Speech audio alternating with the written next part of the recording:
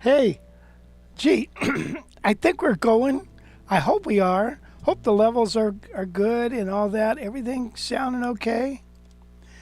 So Wes is gone. My compadre, he is gone. He's out helping his sister build a house in Idaho. And so I'm doing it by myself. Although Gail's working the message board, so at least we got her. Whew. So I hope everybody's doing well. And you know what? Make sure you're on that comment because I run out of things to talk about, man. And so it's really nice that I could read a little comment in there and we could bounce some ideas off of that. So today's session is going to be on the songs for the workshop. You know, and a lot of people, you know, they don't know what to expect at the workshop. And so we're kind of going to go over those tunes. And so I can show you kind of what is expected. Well, not kind of, but what is expected of you. And it's not that bad. It's not that bad. You know, the workshop songs are devices that we can transfer jazz ideas on, you know. So they're like the vehicle. And so you want to learn them as best you can, but don't feel like they have to be mastered, you know, like I got to be able to play it like Joe Pass. Otherwise, why come to camp? So, but we'll be exploring those tunes. Now, that song that I just played was "Oh Lady Be Good." And that's in the key of G. And we have two groups going to be working on that song. The A group, which is the advanced level, and the B group, the intermediate type level. I don't want to call the C group beginner because that's wrong. So, all right, so there's professional, experienced, and novice. Let's do it like that, because we don't take beginners. So, all right. So enough of that. So this particular song, "Lady Be Good," will be played by the A group at a bright tempo. Like this, we wanted a bright tempo. And it will also be played in the B group. So basically we have three groups. We have 7 songs, and 2 of the songs are shared between groups. And the reason for that is because the groups can intermix, and we're not, all the teachers and the bass players don't have to learn 9 or 10 songs, you know. So we can all just focus in on these 7 tunes. All right, so let's see who's here before we get going. Rob Kentner. Hi. Hey, Locke's here. Locke, how you doing, buddy? Okay. Lewis Nordham. Good morning, Gail and Wes. From Lewis from I can't pronounce Madeira. Okay, I go and stay with Lewis and his wonderful wife when we do the Bay Area Guitar Show. They have just a beautiful home, and they open up to me and treat me like royalty, and I really appreciate it. Thank you. Gordon Suit, what's happening, man? John Burkhart. Hi, folks. Sunny and breezy here in western South Dakota. Western South Dakota. Love that. South Dakota now, is that where all the oil is? I think that's where all the oil is. Quebec. Wow. How you doing? Rob. Hey, Rob Riggs. Rob Riggs. Will you be reviewing the... I haven't even heard of that. I can't even pronounce it, and I've never heard glaucoma, whatever it is. You know, I didn't do too well in reading in school, as you can see. I haven't heard of that particular model yet. Which, by the way, you know, we showcased the models last week. I had the 4 D'Angelicos, the Soho, the XL16, XL17, and then, or the XL, I mean, and then we have the EXL Premier, the blonde one, and with a floating pickup, and somebody purchased that right off the gate. That's going to Canada, as a matter of fact. Rodney, what's happening, Rodney?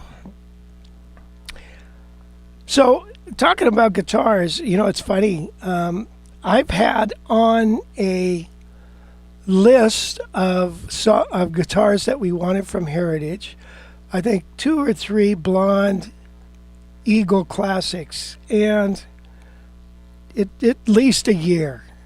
And I just got an email and said, "Do you want one? We have one." And I said, "Okay." And as a matter of fact, a fella that had asked me about that guitar said he would like it. So, boom. That'll be quick. I hope we have an opportunity to show it to you because it's a beautiful guitar. I don't even have it yet, so I'm going to get it soon, and then we'll set it up and we'll be on our way. Another guitar that's coming in is the 575 with the P90s, another black one. I was able to secure another one of those. The 575, I wonder if I could find that on my pad here. You got to check this out.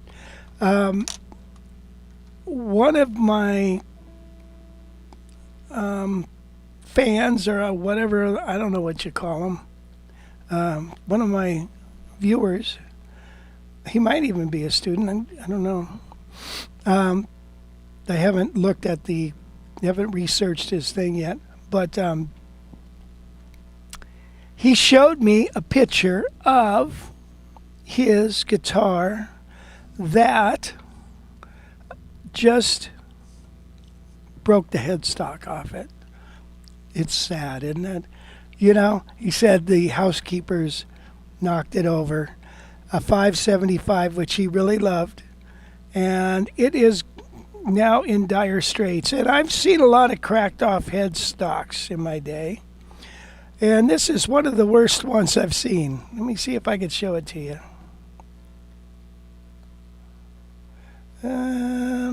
Where's the...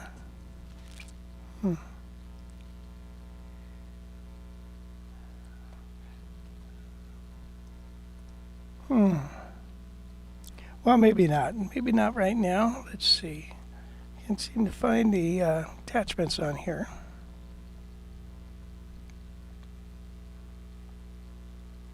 All right. Oh, well.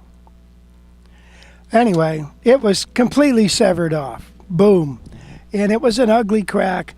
A lot of this stuff splintered away. And so it took a nice hit. Took took a big hit.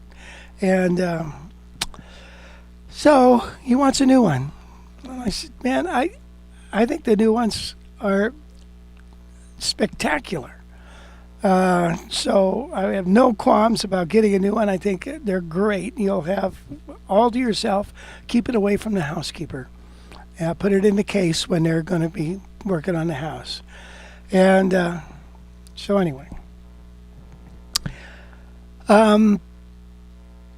Let's see. Anything else here? Oh, okay. Gail had put in the Dropbox for the workshop tunes. So those of you watching, if you want to get the tunes, there's tracks and everything, and check it all out, and learn the tunes. And then, if you maybe might want to come next year or this year, actually we have, gave me this little note. We have one double room left and one single. And of course, though, you can stay off-site. There's plenty of hotels just about 3 miles away. Or there's a lot of RV parking. And if you have an RV, bring it on up there. Love to have you. Bill from Vegas. What's happening, man? Vegas. Bride lights. Let's see, who else is here? The Charlie Women UAFD video. The CC pickup. That's what this is. This is a 1949 ES 175 with an original, actually, I don't want to say original because it wasn't built with that. It originally had a P90, but the Charlie Christian is one from the 30s, I believe. It's got the old wiring and all that. So, whenever they stopped making those Charlie Christians. So somebody was asking, why aren't they more popular? Well, believe it or not, they're becoming more and more popular. The old ones just make so darn much noise that they get a little rough to handle. But I wanted to use this guitar for this song. I played a gig last Sunday with this gal, beautiful singer, wonderful piano player. She plays like stride piano and stuff. And I brought my L5 and I was playing, and I thought, I brought this because she plays all these old tunes. And I wanted to hear what this would sound like with those old tunes, and it was just fantastic. So this Sunday, I'm playing with my teacher from way back in the day, Charlie Shoemate, and we're doing a tribute to Nat King Cole. And he had called me and he said, I've been listening to Oscar Moore, and he wanted me to play the 4 on the Floor, which is, I got no problem with that. But I said, you know what? I think I have the best guitar for that sound, man. And I'm gonna bring this or that one. I have a 150 with a P90, but I'm gonna go check out what Oscar Moore played. I think he played a 350, to be honest. Jim Rolfe, what's happening? And Andrew from New Jersey. Rich, our middle daughter has just bought a lot in Victor, Idaho, and we'll be heading up to help them build. No kidding. Wow. So that's fantastic. Well, maybe I'll see you on the road. We got to get up there and check out Amy, that's my daughter, and her husband, Zach, their new house. Rodney T., which Gibson is that? This is a 175. Mark, what's happening, man? Great content for live stream. Hope to make a workshop soon. Yes, you need to come there. Hey, Martin, what's happening, man? A quick word about that guitar. All right, well, I think I just said it. It doesn't have the original tuners, but it's got these old style looking tuners that I think are really cool. The guitar is in beautiful shape. It's been shot over. light coat of lacquer, and I'm not a big fan of that. I like the neck being shot because I hate it when you got all those bumps in there. So the neck is beautiful. Frets are beautiful on this, and I know people are asking me, when are you going to sell this? And the question of the day is, I don't know. Rich, do the tariffs impact the Eastman or the Angelicos? Well, I know they do the Eastmans, and I'm sure they will on the D'Angelicos. Rich reads music just fine, just not names. Thanks, Eddie. That's true. Adrian, holy shirt. Wow. Well, thank you. Whatever that's for.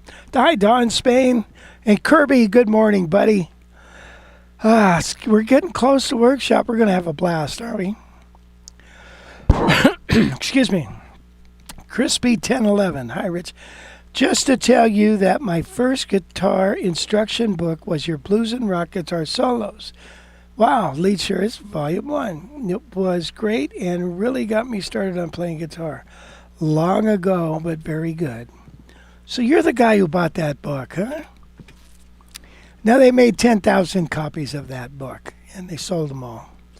But they then sold the company. And this is how business works, I guess. You got a small company, Dale's Leading Publishing, that's doing great. They're doing great. They get these big offers. They can't say no. They sell them, Bellwin Mills. They put them out of print. Then somebody down the road buys Bellwin Mills. I think it was Columbia. And then somebody buys Columbia. Or, they sell that off. It's just, it's like trading baseball cards or something.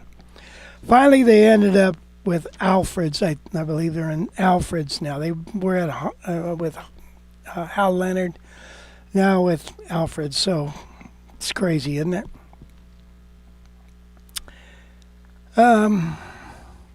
Let's see. Cool Cat. Would be sweet to see at least some clips from those gigs. Well, thank you. Well, we'll see what we can do. It's, I'm not one of these guys that does all these, puts down the camera, and usually if I start filming myself, it makes me sick to my stomach. You're really, you got to have some time pass, like a few weeks before you forget about the gig, and then you come back and look at it and think, oh, that wasn't too bad. If I look at it right away, I think, why didn't I do that? I forgot to do this. What the heck? So you always start beating up on yourself. So I don't like to do that. But anybody else can if they want. My wife gives me, this is the fire hoser, for having 12 arch tops. She is afraid I will die and she will be stuck with getting rid of them. Do you have a plan? Heritage Auctions. Do I have a plan? Well, I have a son. He's got a plan. He knows the value of them. So he could take care of them. But I'm going to sell them before we die. Now, I bought this guitar from a guy. He's 92, and he was on that. He's at that point. He's like, man, I got to get rid of these guitars. He had 150. By the time I got to him, he only had about 30 or so. So he's been making headway. They really weren't stored properly, but that's okay. He had some wonderful guitars. Super nice guy and a good player back in the day. A good player. So, but yeah, kind of have to have a plan. You might want to take pictures of your guitars. Make sure you've got the serial numbers. Heritage, by the way, Heritage Insurance is a great way to go. We are going to try to get a hold of them to sponsor this show. that's in the back of our mind. We want them there to sponsor our show. Okay, check this out. I got to show you this.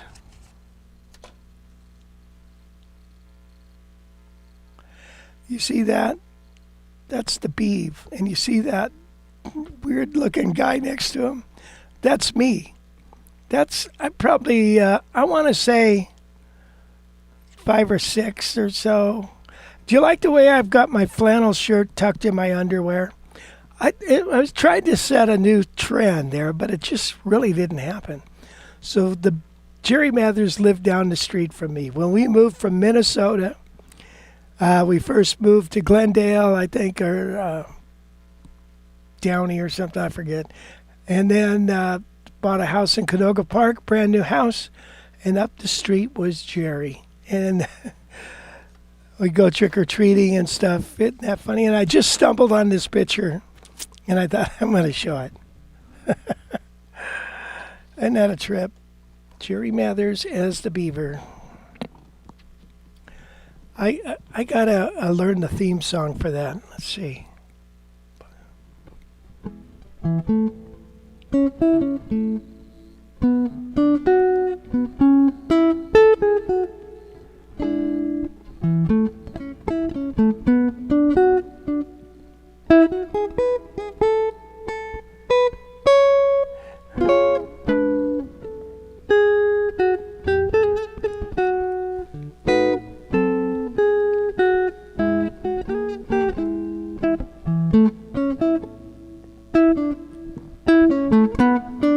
Anyway, I got to work on it. I'll work on it on my time and not yours. So let's see. Any other comments here? Let's take a look. Hey, Mark Larkins, I just looked at a couple of your videos briefly that were in my download file. So I took a quick look at you playing Breezin', and the other tune was... what was the other song? Oh, Days of Wine and Roses. Nice work, buddy. You've been playing 4 gigs a week. Holy cow. How do you get all these gigs? You should get on and give us all a lesson on how you get a gig. I have totally forgot how. Okay, Al K says, I learned a few phrases from a YouTube tutorial of yours on Green Dolphin Street, probably 8 years ago. I still use the phrases every time I improvise on the tune. Great. Don Spain, wow. Rich, you were styling. You know, I still love that look of, the underwear tucked, poking out. You just got a lot more street cred knowing the beeve. All right, so I'll tell you what. Let's get into this, okay? Let's. One of the songs on the A group is, or let's start with the B group. The B group, the novice. That is one of the songs is Tangerine. Tangerine. Now, the tracks on these songs, this particular arrangement was done by Mike Dana, and I'm going to go ahead and play it for you. Now, when you learn a song to prepare for the workshop, we need 3 things.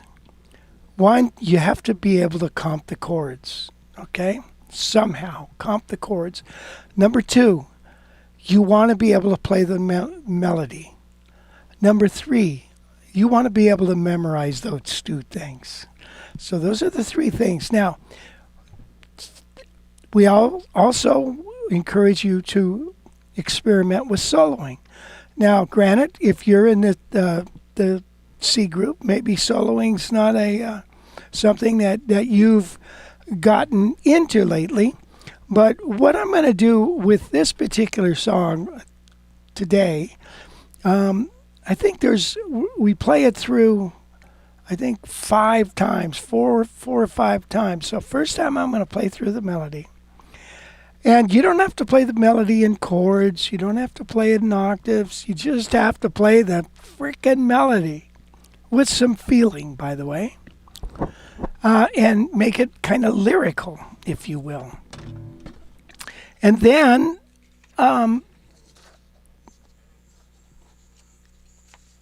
okay, let me find the other half of this song. And then, when you're going to improvise, a trick that all the old school guys used to do is to play and improvise the melody. In other words, you're going to play the melody, but you're going to mix it up and improvise with it. And I'll kind of show you what I'm talking about. Now, if you have a chance, download this particular tune.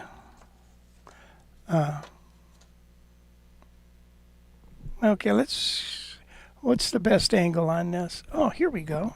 All right. Here we go. Let's find the song.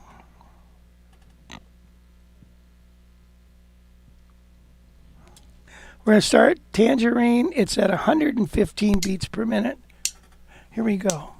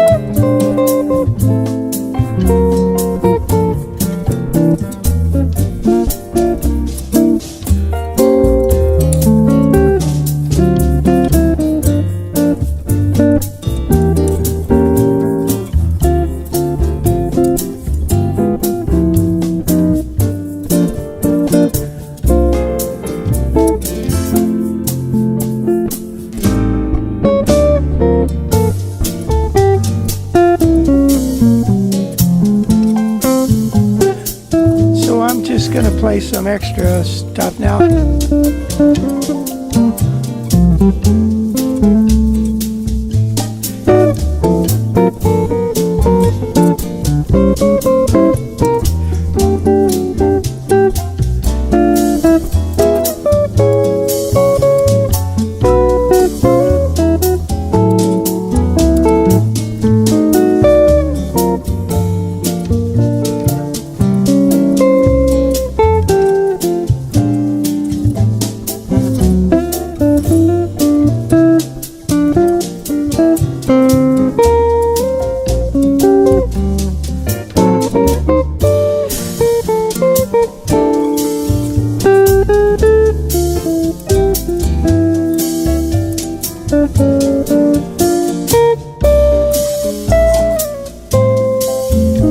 This is the coda.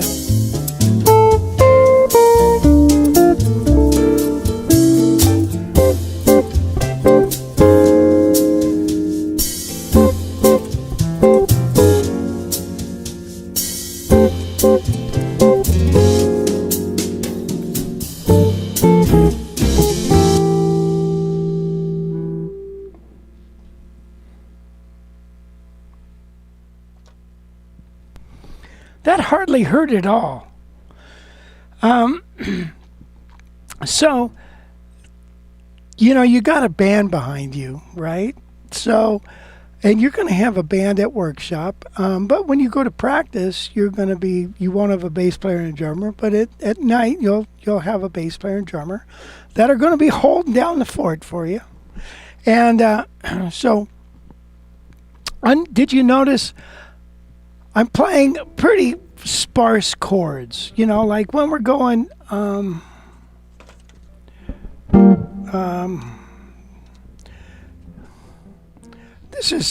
here's G minor. And then that's a G minor 6, which is like a C9. Or just a C7. And then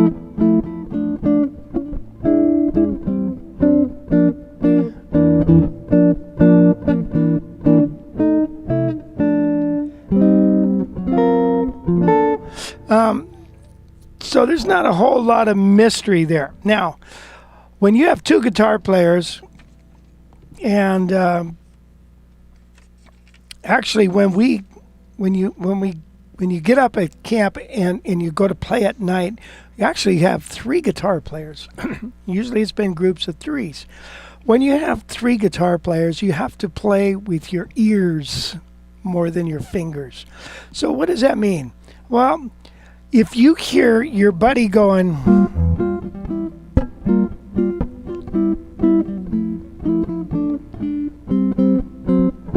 playing rhythmically, you should be playing very with sustain, real sparse, and go.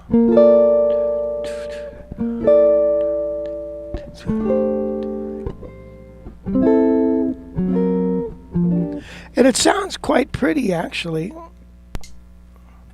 So if, like even in the beginning.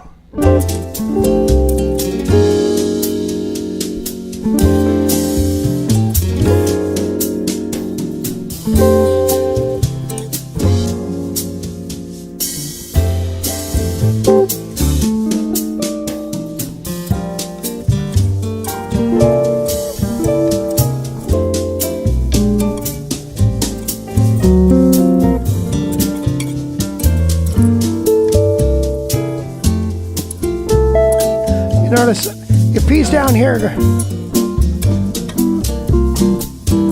I want to be out of the way up top here.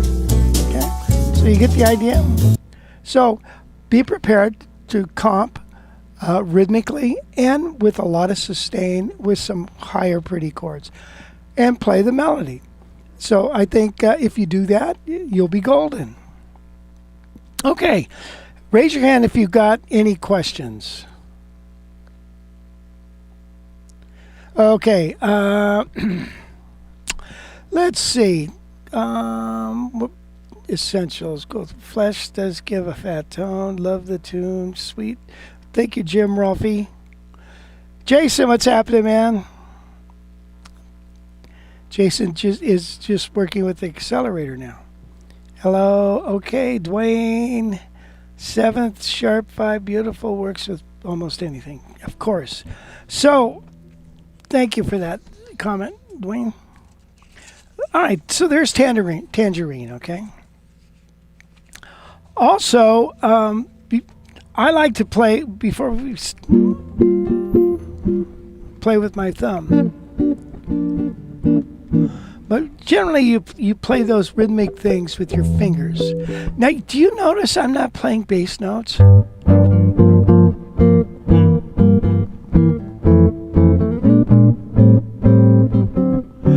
you hear how that just would muddy things up? You know, so this low down here, you know, that's a bass player's turf. So you might be up here.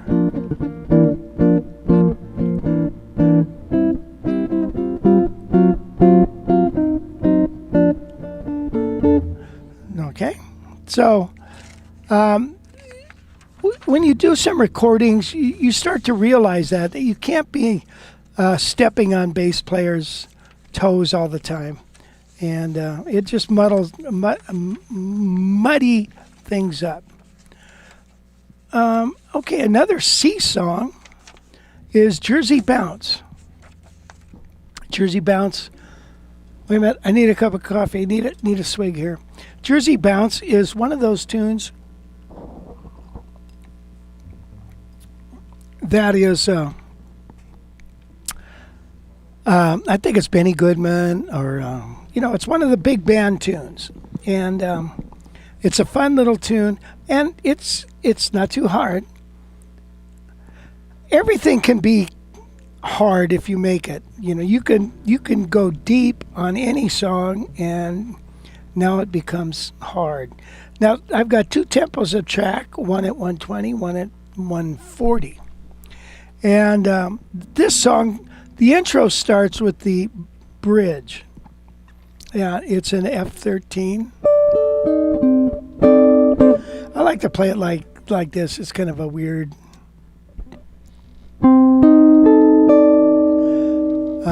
Mainly because I can't play it like this anymore. I don't think it sounds any better. Or a lot of times I just play it.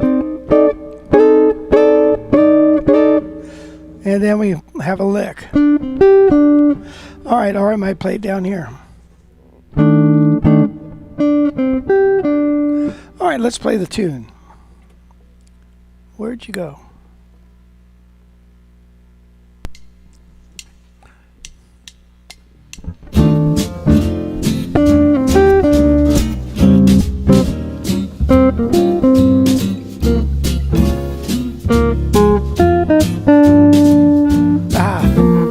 Let me do that again.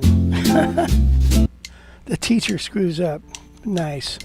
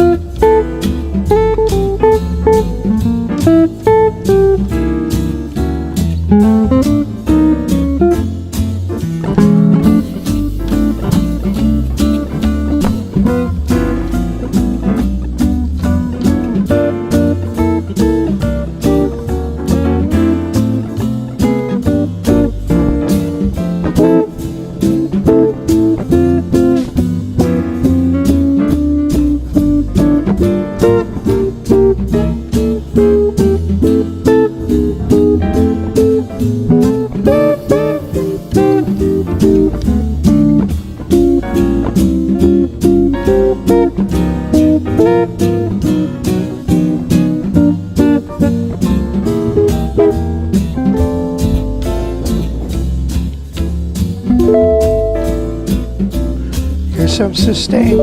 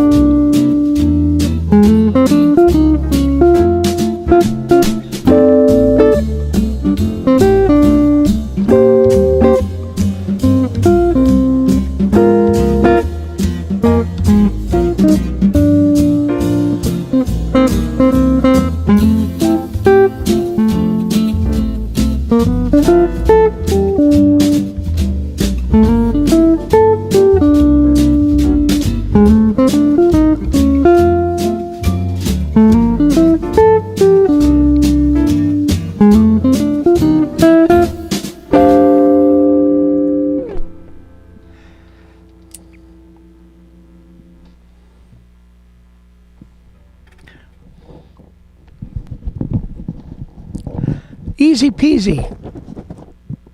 Kinda, huh? So,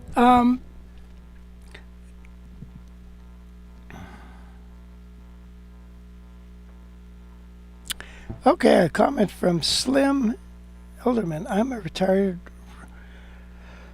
rheumatology and pain management specialist, so I noted the arthritis I see. Yes, I've had rheumatoid since I turned 40, which is about 32 years ago, and been dealing with it ever since. It's been just wonderful. It's gone in and out of remission. I've got to keep my hands moving. If they don't, they just go to hell. But anyway, thanks for. Maybe we should talk on the phone sometime. Hey, okay, so Jersey Bounce. That's what. There it is. So you want to learn the melody. You want to learn the chords. Now, again, you could just play 4 on the floor, a 6 chord,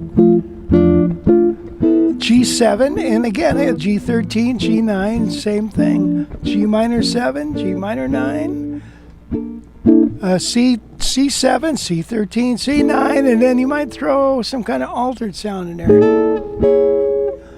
And then A flat diminished.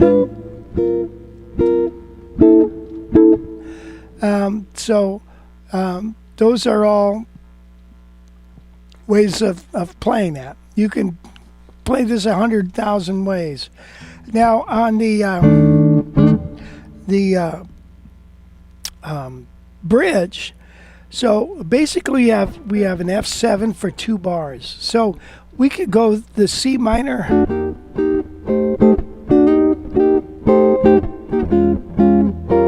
C minor to F, B flat minor to E flat.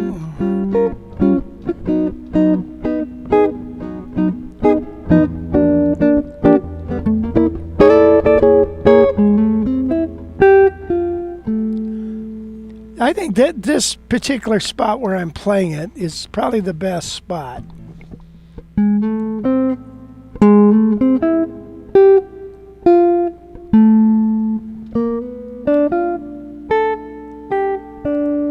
And then I move up here.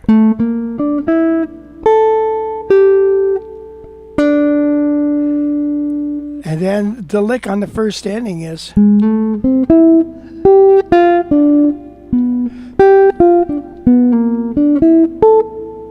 Now, when you play that lick, you know, you were going right up a minor chord there, right? And then this looks like, and then, so I like to divide it up like this. That's one section, that's a second, and then, or,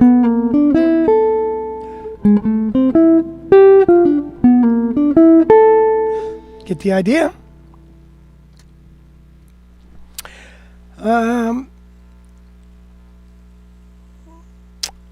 Okay, thank you, Gordon. But knowing that you're dealing with it and still getting such a beautiful sound is inspiring for us all. Thank you. It's retiring for us all. So that's Jersey Bounce, okay? So we did Jersey Bounce, we did Tangerine. We got to get moving here a little faster. We're going to be here all day. And here, the next song is just a song that I love. I love this song. I just really love it. September in the Rain. And by the way, the track, it's a 2-pager if you take a look. It's got changes and all that.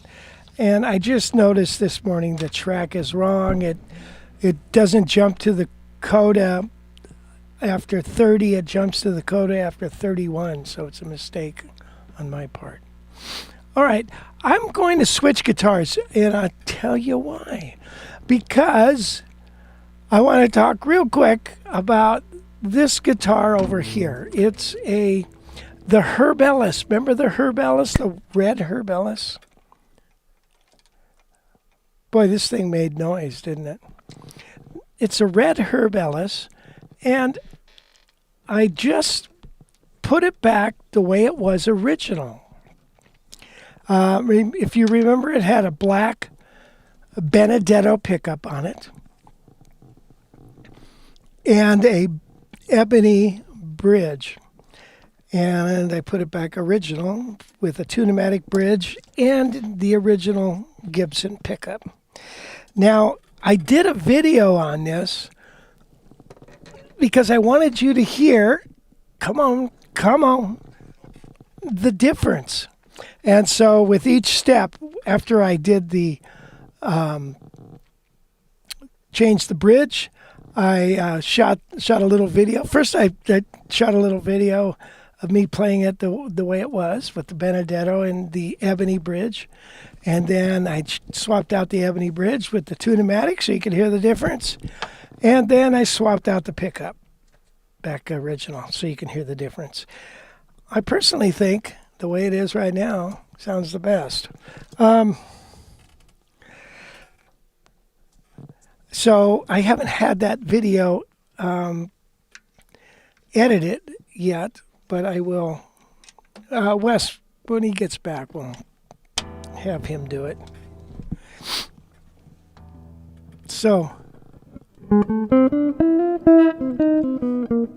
you probably hear this as a little smoother.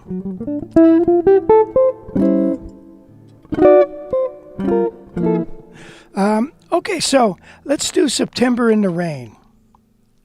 September in the Rain is a medium swing. We've got I wrote an intro, which, by the way, is the ending. So that's another thing. You want to make sure you understand the intros and endings. One of that took us a long time to figure out. Come on, get on there. Jeez.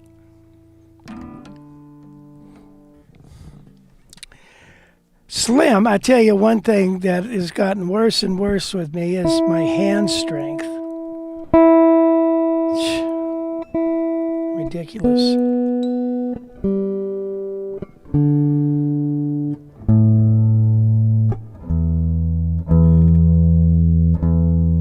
Okay, so we have an intro, and it goes.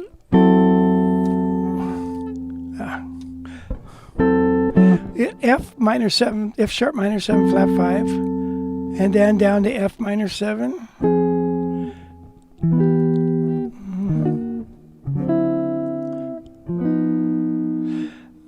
But I play it as shell chords. So I don't even play the 5th.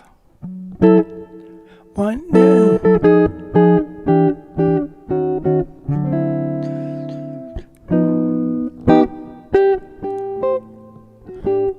Okay, let's play that song so you can hear it.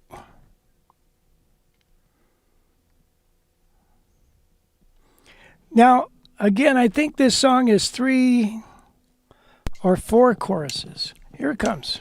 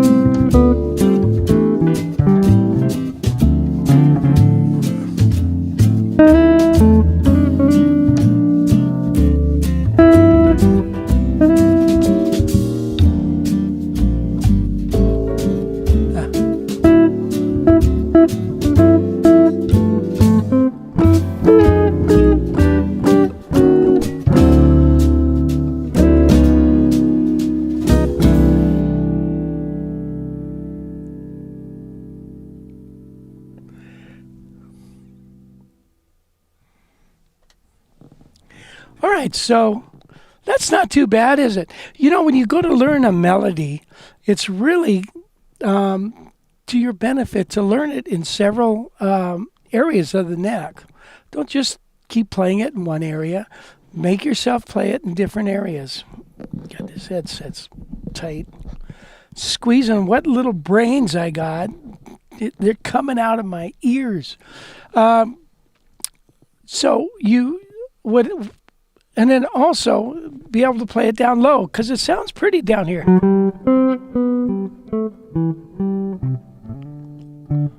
And then moving it up an octave higher. So you got 3 octaves. You could play that, or 2 or 3 octaves that you can do with that. You can really get that together with. Does that make sense? I'm rambling on. Sorry. Let's read some comments here. Thanks for showing us Jersey Bounce. Love Benny Goodman. Saw him with the sextet in the 70s in Pittsburgh with Lionel Hampton and Gene Krupa. Incredible. Wowee. Yeah, I love Benny Goodman, man. Sorry. This thing is just... I don't know what's going on. Okay. Also went from... okay, Cool Cat. Yeah, to a 2 pneumatic bridge. Pretty guitar. Thank you, Jim Rolfe. This guitar is for sale. Gary, what's happening, Gary? Ciao, Seversons. I got to get over there. See you. God damn, it'd be so much fun. Hold on.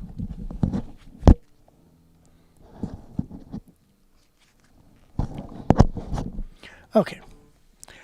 Here's a nice comment. Al K. Thank you for your generosity and sharing your wisdom. I play a weekly one-man act at 2 hotels here in Cape Town. And whenever I play jazz standards, your tone and attitude is my reference. Oh, well, thank you. All right. Try an exercise. 16-ounce cans. This could be done with both hands squeezed, but not to the point of discomfort. To each hand for... Makes sense. Thank you, Slim. I will try that. Okay, so that particular song is in the C group. Tangerine is in the C and the B group. So now it's time to move to the B group. Now, the one song in the B group that is kind of a trip is a tune called Moanin. And Mike Dana really wanted to do this song, and I'm confident that Mike is going to be able to rehearse the band so nobody gets screwed up. So the reason I say that is because simple tunes can be a lot harder than they sound.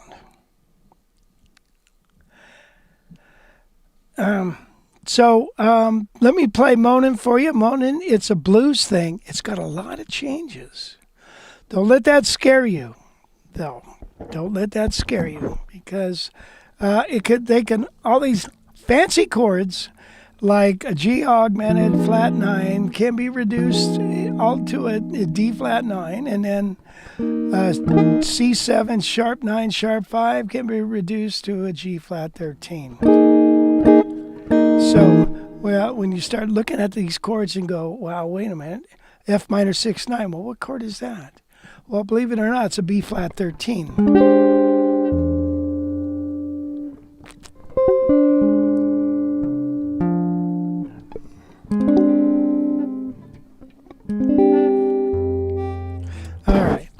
Let's play the tune. So, hey, what do you guys think of this? What do you guys think of the sound of this guitar? Any comments? Okay, here we are, Moanin. Okay, here we go.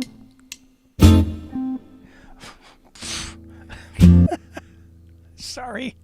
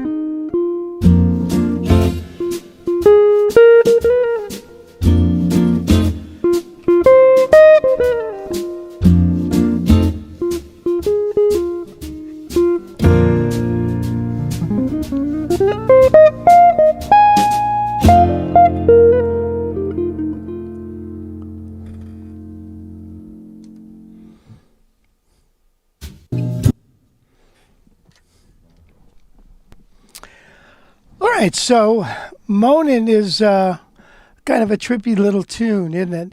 It's minor, except for the call and response is major. And I always use this line.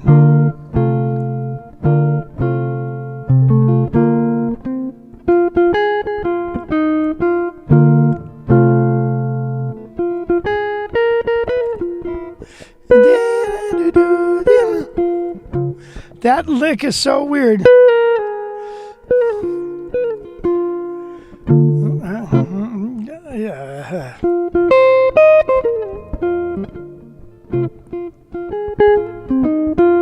And then the bridge. Then we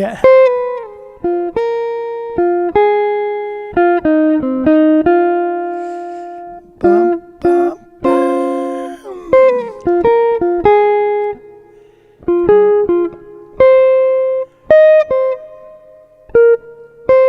Which I screwed up.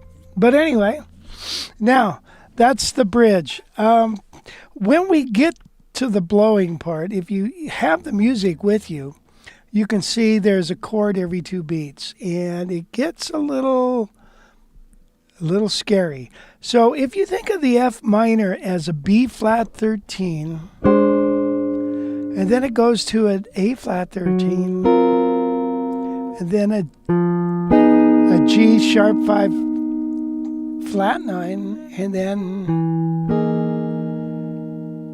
then maybe something like that, and then we do it again.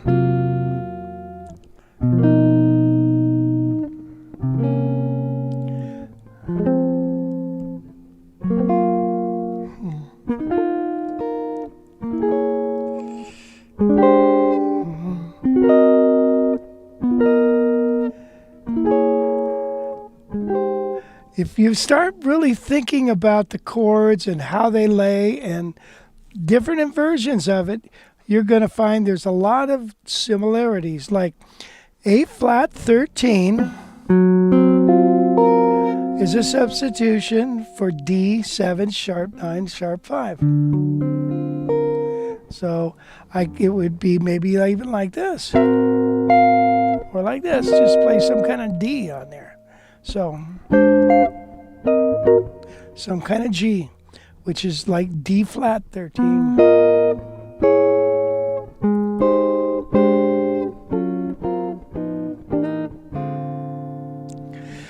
So let's see if we could go where the blowing is. Let's see.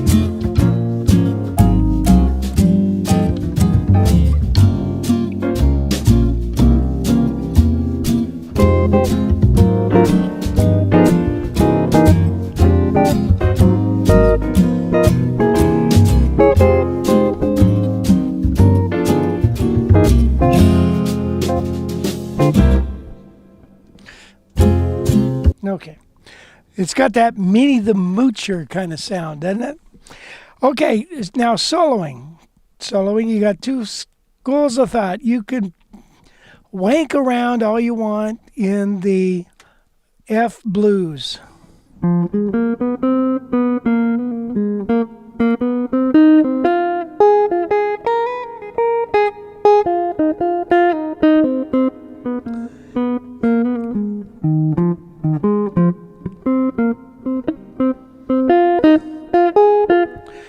All right, you can go crazy on the F blues. Now, another school of thought is this funny little scale. It kind of looks like this. 1, 2, 3, 4, 5. It's like a minor 6 pentatonic.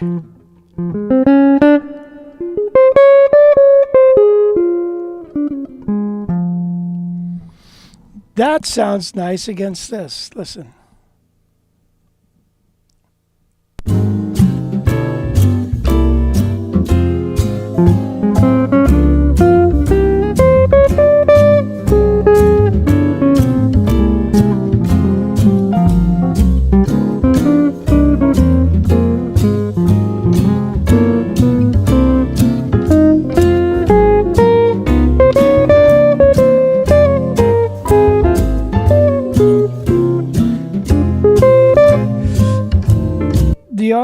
also the arpeggio of D minor 7 flat 5.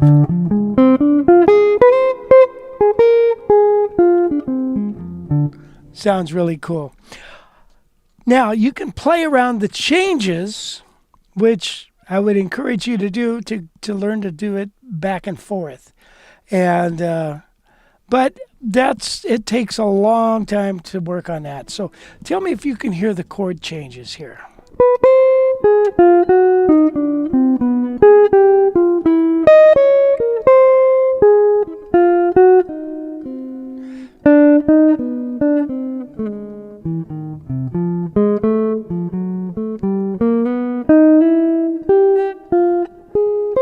So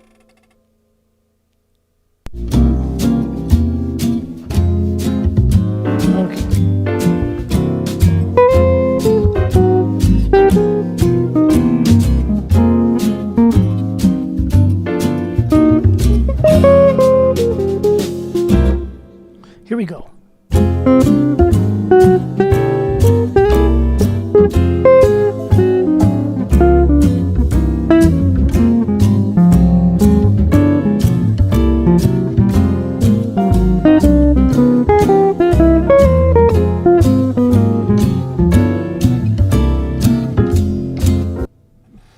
Get the idea?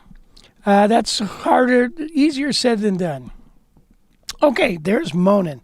By the way, I noticed Gail just posted a sign up for the live class. You guys ought to take advantage of that.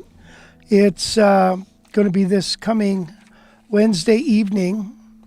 And was that 5 o'clock or 6 o'clock? We're going to do a deep dive into the diminished tonality of diminished. And, on these deep dive things, I give you a lot of information. There's no question about it. And give you a lot of ideas. It doesn't mean you have to feel bad because you haven't got it all totally down. The point is that you start working on it and you grab a little here and then you come back and grab a little something there and use it, grab a little something there, and after a while, man, you're like, wow, I really got a handle on this thing. And so I think that would be, it's really, you should grab the class. I would love to have you there. We have a good time. So I see that Ann's here. Hi, Ann. Jason, what a groovy tune. It makes me think of Is You Is or Is You Ain't My Baby. Absolutely, yeah. Hi, Rich, running late. Mike, thanks for joining us. Nice X, but too pricey for me. Okay, 5 p.m. Pacific Daylight Time. So that's where you wanna. That's where you wanna be. Okay, miss you too, Ann. I hope you're doing well and you are playing the heck out of that guitar. I want to now. This is on the website, and again, I'm going to show you a video next week so you can hear the difference between the guitars. But the guitar is for sale.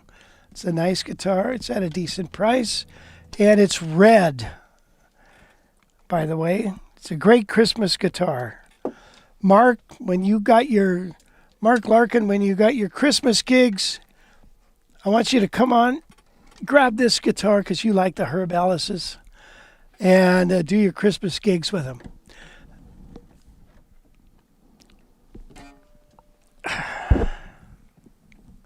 I wanted to bring this guy out because this is the Heritage 550, which is a dark sounding guitar, but it's very special sounding.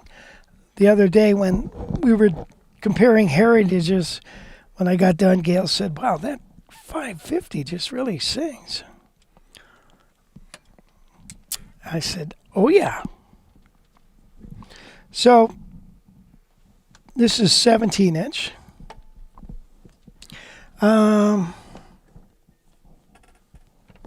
Here we go.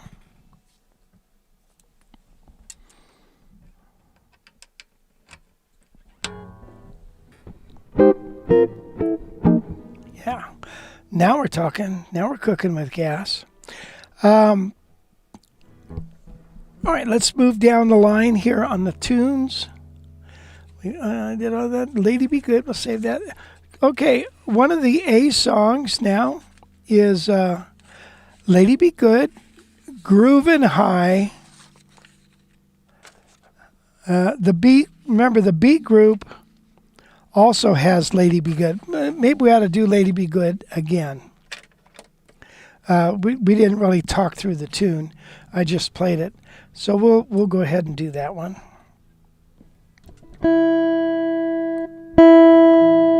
Lady Be in Tune.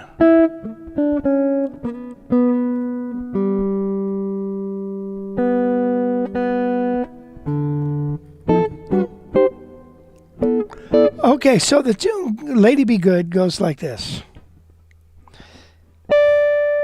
Now, the B group, if you can grab some of these chords.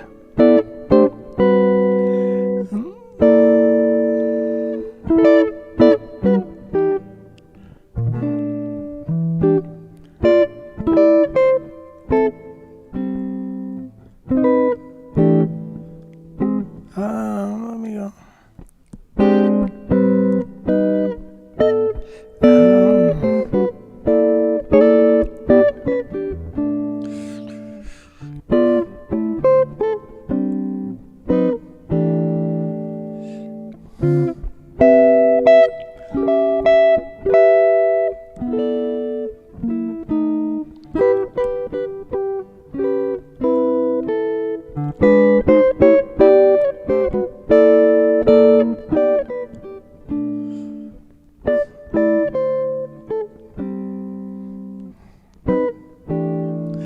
There's the tune.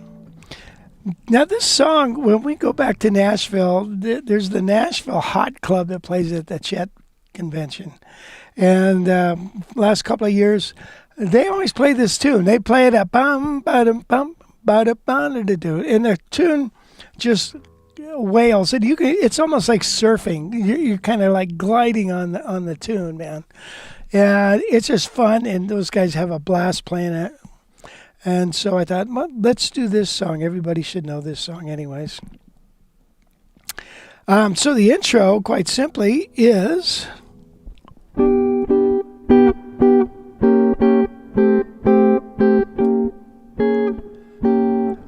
let's go to this camera. Is this camera better?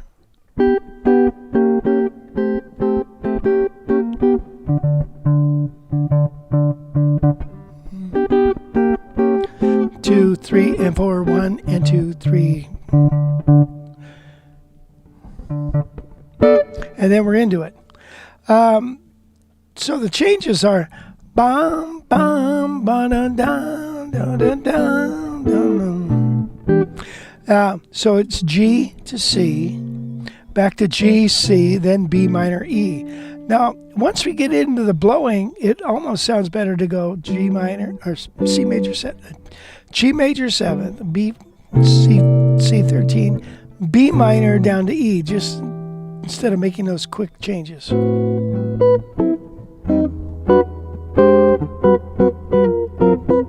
And then the bridge is C, C diminished. And then E to A.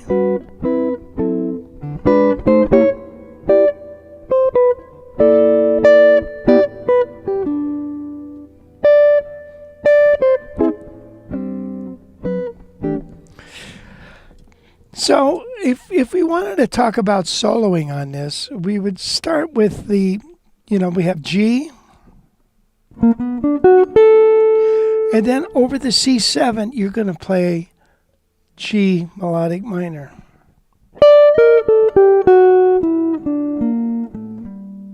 And back to then a B minor.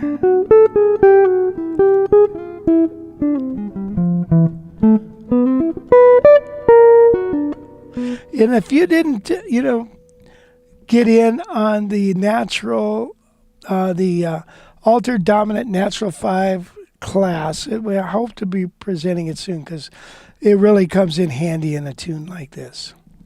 Let me go ahead and let's play this song again because it's just so dang fun.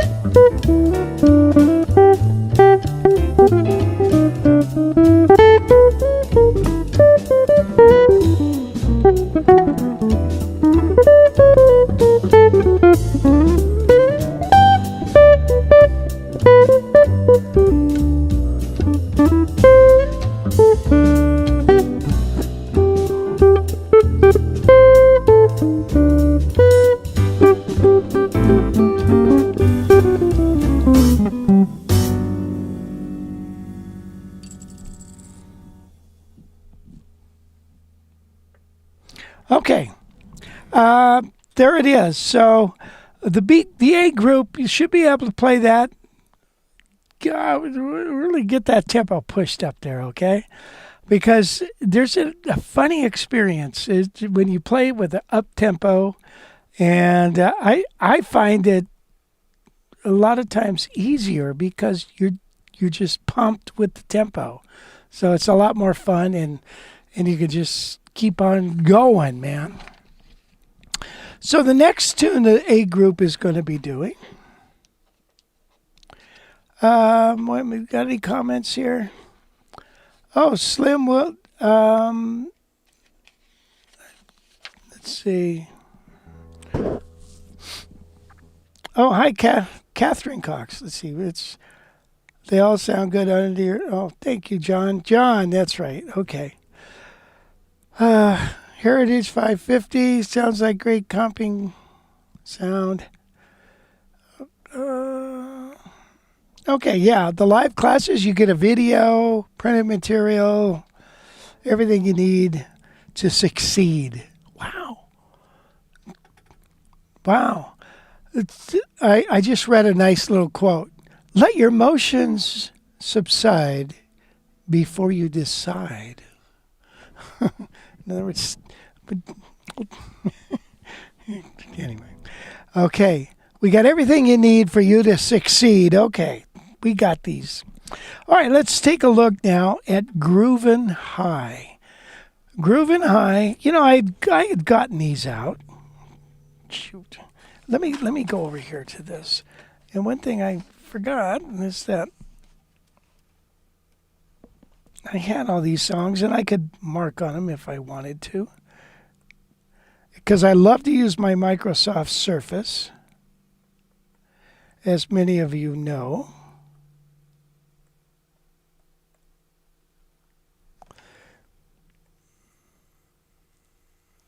Wait a minute. Here we go. Groovin High. Let's check this out. See, there we go. And I can write on this. Boop. So the intro is actually this part back here of the end of the A section. Now you see this solo break? That's your discretion. You don't have to play that. But it is kind of a cool little solo break.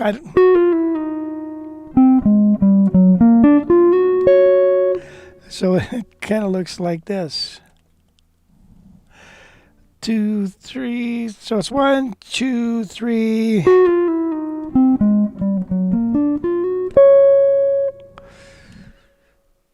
Okay. All right, but let's just go ahead and play the song. And I know you've heard it before. I've played it on the live streams a few times.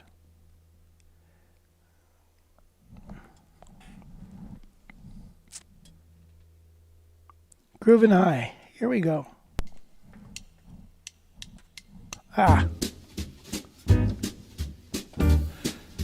Let's use this camera.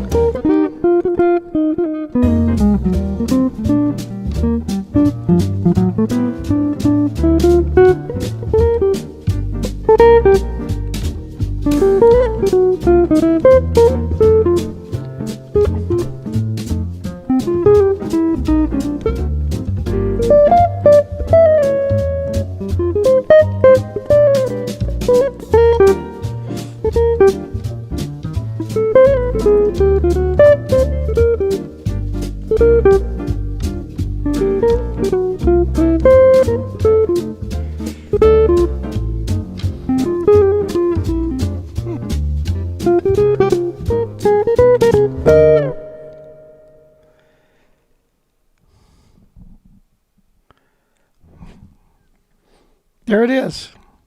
I didn't play that very well, I want to say. I apologize. I don't know what happened. All of a sudden, I got real sticky. You know, on a lick like that, it's almost easier to play it faster.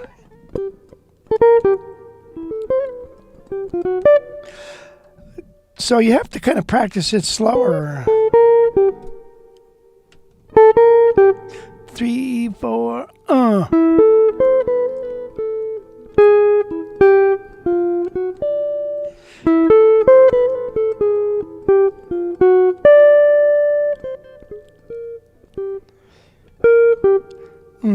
da.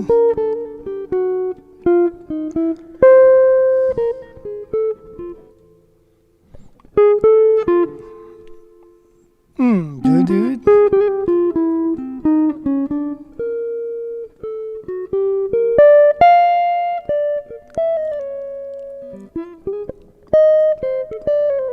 Yeah, you got to play it real slow. So, again, on this, you want to be able to comp the chords. Now, this is probably not a 4 in the floor song. Okay, so you're going to be like going.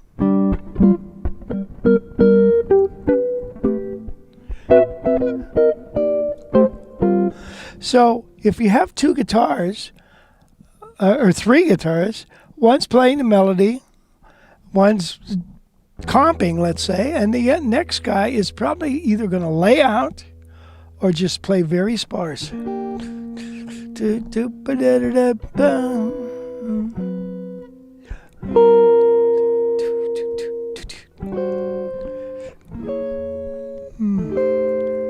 Very simple.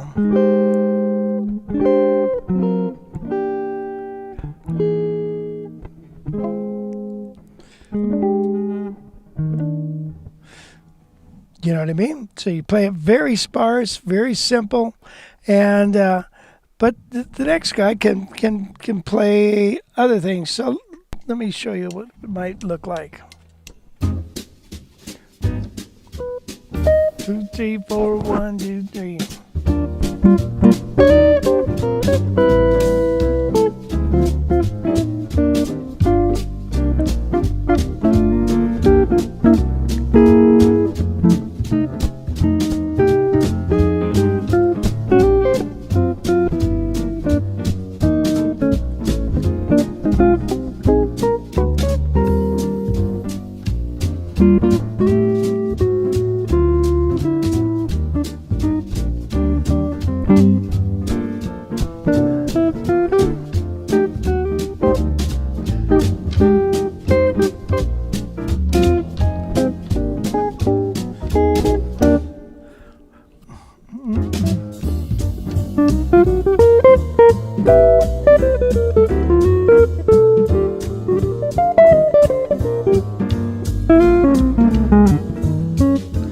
Anyway,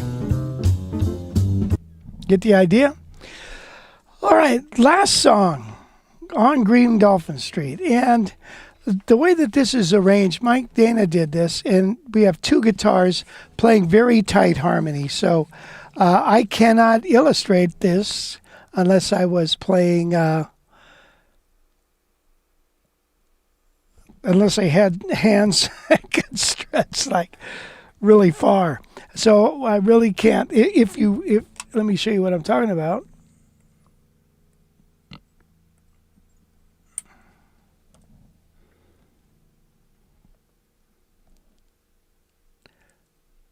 Take a look at this. So you got a G. You got. It's going to sound bitchin'. So the 2 guitars can play those chords together.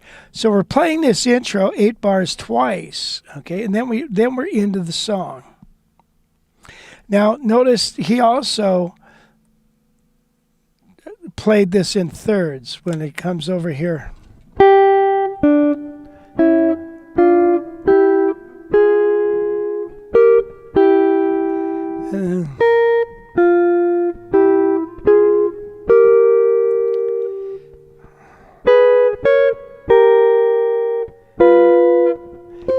And then when we go to the second ending, right here,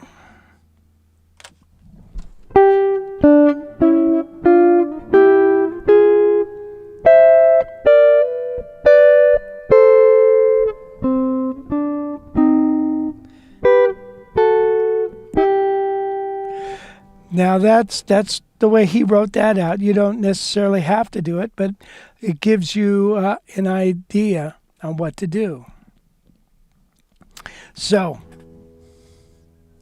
let's play Green Dolphin Street, shall we?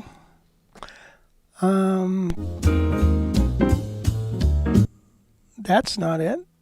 Whoops. Where are you?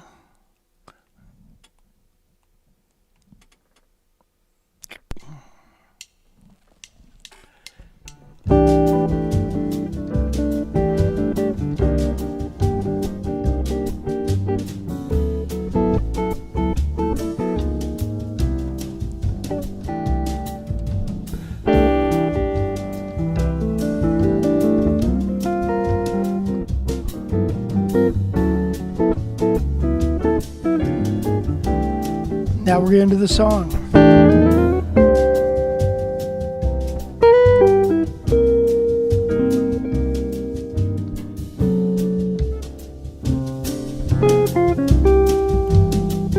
And it goes into swing.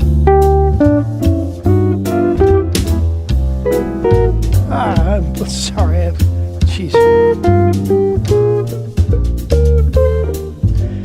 Ay, ay, ay.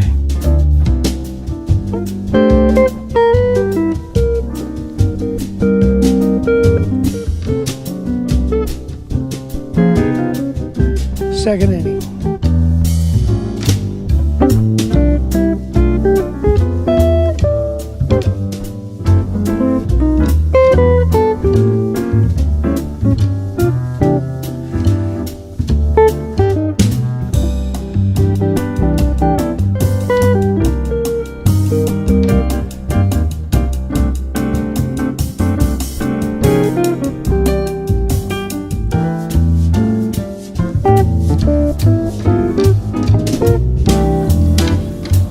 This is how I always played it.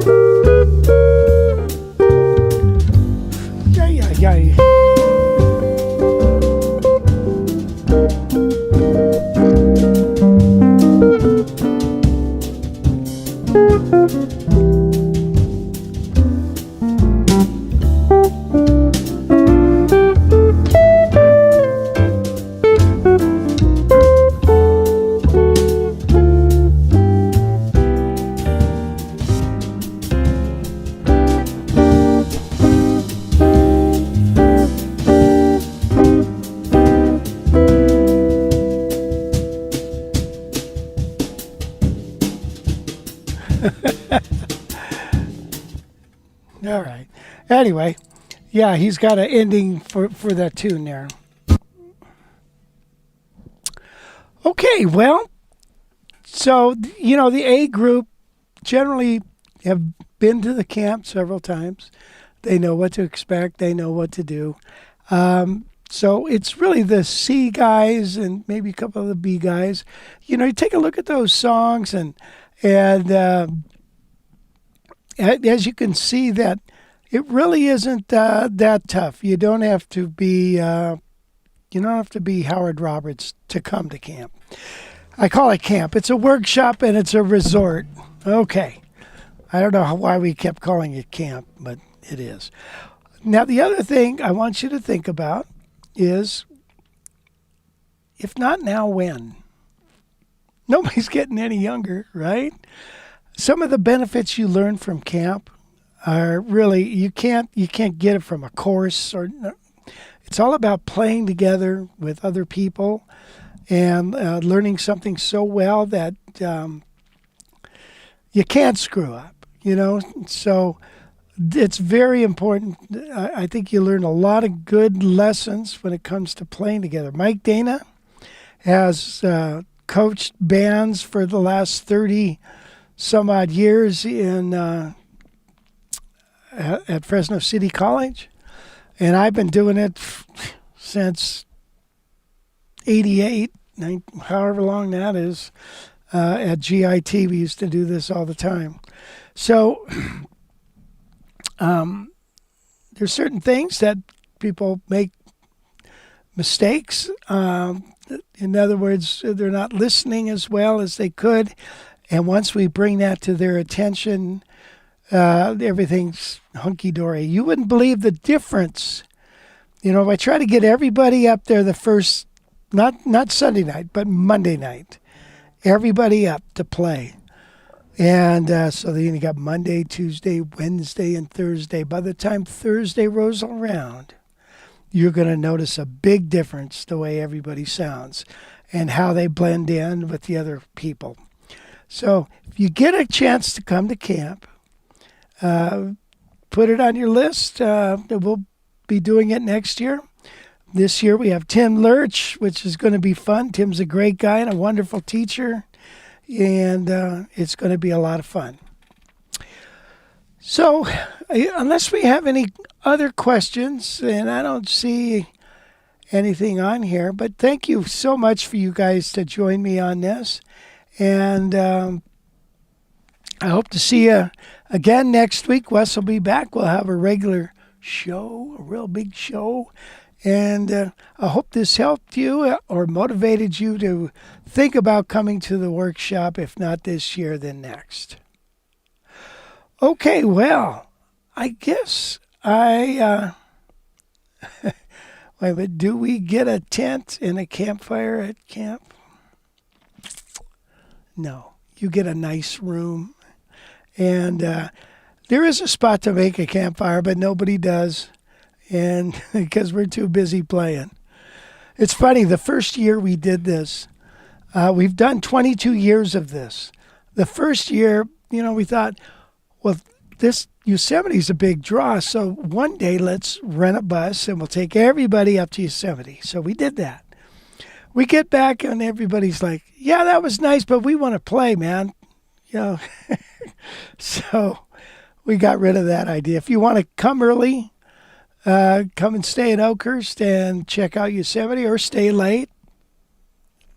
If you've ever watched that there's a brand new Kevin Costner series about the Yosemite Valley and Yellowstone. You might check that out. It's fantastic. So, okay. Well, I will talk at you later.